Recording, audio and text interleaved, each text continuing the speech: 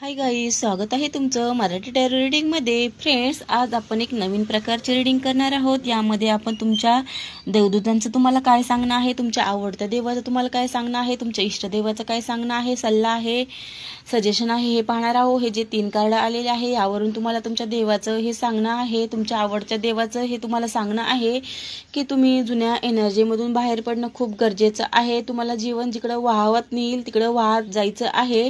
कुठल्याही एका गोष्टीवर स्टक होऊन जमणार नाही. कारण पहा, तुम्ही जर या निगेटिव्ह एनर्जीमध्ये जर कायमच राहत असाल तर तुमच्या जीवनामधील जे काही गोल आहेत, जे काही तुमचे स्वप्न आहेत ते पूर्ण होणार नाही. तुम्हाला ध्यानधारणा, थोडंसं मन शांत ठेवून विचार करायचा आहे. तुम्हाला पहा, हे 6 ऑफ वॉन्डचं कार्ड आहे, व्हिक्टरीचं कार्ड आहे. तुम्हाला व्हिक्टरी मिळावा म्हणून खूप प्रयत्न करायचा आहे, जीवनाचा सखोल अभ्यास करायचा आहे आणि कुठल्याही गोष्टीचा निर्णय घेण्यापूर्वी खूप विचार करायचा आहे. कारण तुम्ही ज्या गोष्टीच्या मागे लागलेल्या आहात, कारण ती गोष्ट तुमच्यासाठी इतकी महत्त्वाची बनलेली आहे की तुम्ही त्या एका गोष्टीवर स्टक झालेले आहात आणि त्यातूनच तुम्हाला बाहेर पडायचं आहे. तर तुमच्या देवदूताचं तुम्हाला हे सांगणं आहे की जीवन तुम्हाला जे देणार आहे ते तुमच्यासाठी चांगलं आहे आणि तुम्ही त्याचा स्वीकार करायला पाहिजे. कुठल्याही एका गोष्टीसाठी स्टक राहू नका व त्या गोष्टीचा तुम्ही मनस्ताप करून घेऊ नका, हे सांगणं आहे. धन्यवाद. श्री स्वामी समर्थ.